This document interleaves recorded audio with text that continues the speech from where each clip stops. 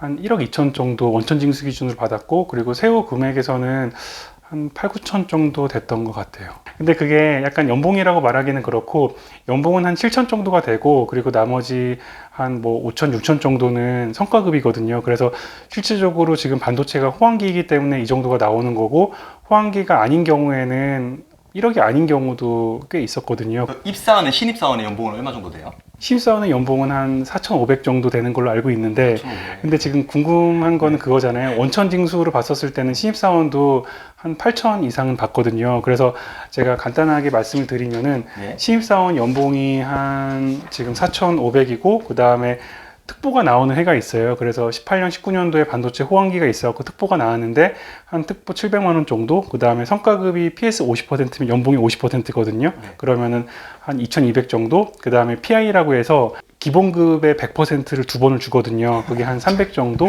기본급의 100%를 네. 두 번을 준다고요? 네네네. 와, 진짜. 네네. 그리고 또 야간하고 그게 뭐 라인이나 또 어디에 배치받느냐 조금 틀린데, 야간이나 주말 근무 수당 한 300에서 한 500 정도 받으면은 원천징수 기준 한 8,000에서 8,500 정도 신입사원이 받아갑니다. 삼성 다녀서 좋은 점 같은 거 있을까요? 주변에서 직업 물어보면은 뭐 하세요? 했을 때 그냥 삼성 다녀요. 그러면은 그냥 그걸로 다 끝났거든요. 네. 긴 말이 필요가 없어. 그쵸. 긴 말이 필요 없죠. 그래서 뭐 하세요? 그러면 저 삼성전자 연구원이에요. 그러면은 그냥 그걸로 모든 것이 다 끝나는 약간 그런 것들, 그리고 복지, 자녀 학비를 준다든지 학비를 대학교까지. 근데 여기는 또 맹점이 있어요. 대학교까지 학비를 주는데 대학교까지 회사를 다니는 사람들이 임원 정도밖에 없어요. 그러니까 자녀가 대학생이 된다는 건 한 20년을 근무를 한다는 거잖아요. 20년 넘게 근무를 해야죠. 네. 근데 20년 넘게 근무를 하는 사람들은 임원 정도 되는 사람들 정도밖에 없기 때문에 대학교 학비까지 받는 사람들은 팀에서 손에 꼽는 정도? 가전제품을 얼마나 더 싸게 사는 거예요? 패밀리넷이라는 사이트가 있는데 임직원가로 구입을 하거든요. 그러면은 그냥 인터넷 최저가보다 한 20% 정도 더 저렴하게 구입하는 것 같아요. 의료비는 뭐 내가 병원을 간다든지 그러면은 다 그게 병원 영수증을 갖다가 주면은 다 그게 다 돈으로 통장으로 들어오거든요. 그래서 그냥 뭐 감기든 아니면은 뭐 손목이 뭐 삐어서 병원에서 뭘 하던 아니면은 뭐 약국을 가던 그런 거 다 영수증 받아다가 그러면은 그 병원비로 주는데, 약간 그 실비랑 똑같네요? 실비랑 똑같아요. 네. 콘도 같은 거 예약할 때. 그리고 에버랜드 뭐 1년에 8장, 그 다음에 캐리비안 베이 갈 때. 근데 에버랜드나 캐리비안 베이는 내가 자녀가 없으면 안 가잖아요. 그래서 그냥 주변에 부탁받아서 하는 경우들이 많고, 사실 이런 복지보다는 그래 좋은 거는 회사에서 세 끼 다 해결할 수 있는 거. 아침, 점심, 저녁, 그리고 야간 근무까지 들어가게 되면은 야식까지 주거든요. 그리고 또 이제 아침에 왔을 때 테이크아웃도 되고, 그 다음에 저녁에 퇴근할 때 테이크아웃을, 원래는 안 되는데 테이크아웃을 해갖고 집에 가는 사람들도 되게 많거든요. 그래서 그런 거 어떻게 보면은 먹는 거에 대한 복지가 저는 가장 큰 것 같아요. 그리고 회사 다니면서 가장 만족했던 부분이 세 끼를 다 주는 거. 예전엔 전 기숙사에 살았었는데 주말에도 기숙사 밥이 나왔거든요. 그래서 진짜 생활비로 들어가는 비용이 한 달에 20만 원도 채 안 됐던 것 같아요. 셔틀버스도 있기 때문에 교통비도 안 들고 세 끼 다 주고, 그 다음에 뭐 여가 생활이나 복지 포인트 같은 거 있어갖고 복지 포인트로 뭐 영화 보고 책 사고 뭐 하고, 그러니까 내가 아끼려고 하면은 1년에 사원 기준으로 한 6, 7천만 원 정도도 모은다고 생각하면은 모을 수 있을 정도지 않을까. 집 살 때도 뭐 혜택 같은 게 있나요? 회사에서 지원해 주는 건 아니고, 집 살 때 은행에서 대출을 받을 때 원천징수의 1.5배까지 신용대출이 가능하거든요. 그리고 또 이제 이자 같은 경우도 2% 초반이고, 그리고 예전에는 1% 후반대도, 지금 제가 예전에 퇴사하기 전에 갖고 있는 거는 1% 후반대 이자도 갖고 있었거든요. 저금리로 꽤 많은 돈을 빌려주기 때문에 그걸로 해서 재테크를 하는 사람들이 많아요. 이게 네. 정말 큰 혜택인 게요. 제가 얼마 전에 그 카카오페이 대출 받으려고 알아봤는데 700만 원을 대출 받는데 이자가 0%예요. 맞아요. 그러니까 이게 맞아요. 지금 엄청난 혜택인 겁니다, 맞아요. 진짜. 맞아요. 그래서 이게 사람이 사회 그 초년생들이 그 재테크를 할 때 돈이 없잖아요. 그래서 다 레버리지를 이용해서 재테크를 하게 되는데, 회사에서 1억, 2억 정도 빌려주는 게 엄청나게 큰 돈이고, 그걸로 해서 뭐 최근에는 뭐 코인 한 사람들도 있고, 아니면 부동산에서 부자가 된 사람들도 있고 해서, 그렇게 해서 퇴사한 사람들도 몇 명 봤거든요. 결혼하잖아요. 네. 혜택 같은 게 있나요? 있죠. 결혼을 하게 되면은 경조사 지원금이라고 해갖고, 이렇게 얼마인지는 기억 안 나는데 한 뭐 몇십에서 몇백 정도까지 나오거든요. 그리고 뭐 부모가 돌아가시거나 할아버지 할머니가 돌아가시거나 그러면은 뭐 회사에서 경조 물품 같은 것도 지원이 되고, 그리고 돈도 어느 정도 주고, 그리고 아기가 태어나면은 뭐 축하금 같은 그런 것도 주고, 그 다음에 뭐 화환 같은 것도 오고 케이크 같은 것도 오고 해서 뭐 그런 혜택들 받아요. 소소하게. 그 유치원 같은 경우에 삼성 사내 유치원이 있거든요. 근데 그게 남자들은 혜택이 안 되고 워킹맘들, 그러니까 여자 엔지니어들이나 아니면 그 여사원들이 혜택을 받는 건데, 그 삼성 내에 유치원이 있어요. 그래서 아침에 출근하면서 애를 데리고 유치원에 맡겨놓고, 그 다음에 퇴근하면서 애를 데리고 유치원에서 같이 이렇게 퇴근을 하고 뭐 그런 혜택들이 있어요. 그러니까 아이들부터가 삼성 유치원에 다니는 거예요? 그렇죠. 그리고 아무래도 삼성 유치원 같은 경우는 다른 유치원들에 비해서 선생님들을 뽑는 기준이 좀 더 까다롭다고 그러더라고요. 그리고 또 가장 좋은 게 그 건강검진을 해주거든요. 뭐 MRI 촬영도 하고 내시경도 하고 뭐 이것저것 모든 거 봤는데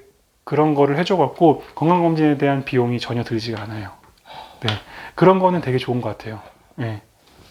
편의시설 혹시 또 있나요? 네? 말씀하신 거 말고 편의시설이 더 있나요? 편의시설, 네. 편의시설. 수영장도 있나요? 수영장?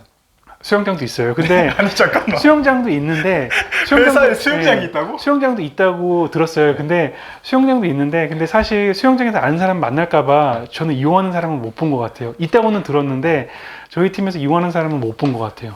이제 어린이날 되면 첫 축제라고 해갖고 다른 사업장은 있는지 모르겠는데 화성하고 기행 같은 경우는 첫 축제라고 해갖고 개방을 하거든요. 그러면은 그때 뭐 임직원 가족들도 같이 와갖고 막 어린이날 에버랜드나 뭐 롯데월드 가면은 엄청 번잡한데 사업장 와서 맛있는 것도 먹고 그 다음에 뭐 아빠가 일하는 것도 같이 한번 볼 수도 있는 거고 사진도 찍고 애들 선물도 주고 뭐 그런 거에 대한 복지는 있어요. 네. 사내 체육대회 하잖아요. 네. 그때 연예인들 누구 왔어요? 저는 박정현 봤었어요. 박정현. 네. 아니 회사 체육대회에 박정현이 온다고? 아, 네네네네. 삼성은 자율출퇴근제가 되거든요. 그래서 이게 출근 시간이나 퇴근 시간이 제약이 없어요. 그래서 내가 하루에, 그러니까 일주일에 40시간만 일하면은 뭐 12시에 갔다가 저녁 6시에 퇴근해도 되고 뭐 그렇게 하는 건데, 근데 뭐 그렇게는 못하고 그냥 일반적으로 한 9시 정도에 갔다가 한 7시, 8시 정도에 퇴근하고 근무 시간을 내가 원하는 그런 거에 맞춰서 근무 시간을 조절할 수가 있어요. 그래서 일주일에 40시간만 일하면 돼요. 뭐 당연히 없겠지만 네. 그냥 물어보는 겁니다. 네. 뭐 때린다든지 아. 뭐 욕을 한다든지 아. 그런 거 있나요? 그 폭언이라든지 아니면 성희롱이라든지 그런 거는 원아웃이에요. 그래서 뭐 성추행, 성희롱 같은 경우는 한 번 하면은 바로 잘리거든요.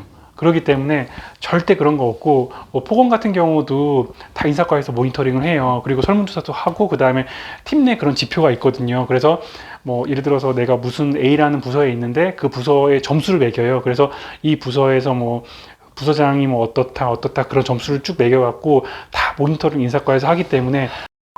이런 게 특히나 이 중소기업 같은 데 되게 많은데 부장님이 뭐 이사를 간다거나 등산을 간다거나 하면 밑에 차장, 과장, 대리 막 다 따라가고 그런 거 있나요? 만약 그런 거가 했다가 인사적으로 문제가 되기 때문에 전혀 위에 있는 사람들도 그런 거 시키지 않아요. 왜냐면은 이게 내가 그냥 이사할 때 그냥 뭐 인건비 한 뭐 20만 원 정도만 내면 사람 쓸 수 있는데 그것 때문에 내가 회사에 잘릴 수 있는데 굳이 그 리스크를 안고 그런 위험한 거를 시키지 않아요. 그리고 뭐 등산 같은 경우도 옛날에는 뭐 조직문화 뭐 그런 걸로 했었는데 요즘에는 워낙 이게 90년대생들의 마인드가 다르기 때문에 그런 거 시키지 않아요. 이게 관리자를 계속 하기 위해서는 이게 평가를 윗사람이 밑에 있는 사람만 평가하는 게 아니라 밑에 있는 사람이 위에 있는 사람 평가를 하거든요. 그래서 다면 평가를 하기 때문에 밑에 있는 사람이 여러 명이 윗사람에 대해서 평가를 안 좋게 했다. 그럼 이 사람이 관리자를 내려와야 되는 그런 경우도 생기거든요. 그렇기 때문에 서로 눈치를 봐요. 서로. 근데 아무래도 위에 있는 사람은 절대적인 고가권자이기 때문에 밑에 있는 사람이 더 눈치 보는 거는 맞긴 하죠. 근데 위에 있는 사람도 어느 정도 눈치를 보기는 해요. 서로가 네. 서로를 견제할 수 있는 시스템이 잘 되어 있네요. 맞아요. 제 친구가 네. 친구랑 저는 6시 반에 만나기로 했었어요. 6시 반에 만나기로 했는데 6시 10분이 지나도 얘가 안 나오는 거예요. 야, 너 왜 안 나오냐? 이러니까 부장님이 아직 안 일어났대요. 네네. 아, 네. 나올 수가 없다는 거예요. 네, 네. 6시가 퇴근입니다. 네. 6시가 퇴근인데 네. 부장님이 안 나와서 얘가 나올 수가 없다고 얘기를 하더라고요. 네네. 90년대생들은 그렇진 않아요. 그러니까 상관없다는 거죠? 네. 상관 안 하죠. 과장님이 앉아있고 뭐 네. 차장님이 뭐 일을 하고 내가 그냥 네. 내 퇴직했는데 그냥 가는 네. 거예요? 그러면은 그냥 컴퓨터 끄고 퇴근하겠습니다. 그러고 가요. 부동산 재테크에서 조금 제가 원했던 것만큼 벌었기 때문에 전 퇴사를 했거든요. 그래서 제가 생각했던 게 자본소득하고 근로소득하고 있을 때 자본소득이 근로소득을 초월을 했었을 때가 이제 내가 이제 은퇴를 해야 되는 그 시점이다라고 생각했었는데 19년, 20년도 정도가 딱 그 시점이 된 것 같아요. 그래서 저는 그것 때문에 전 퇴사를 한 거예요.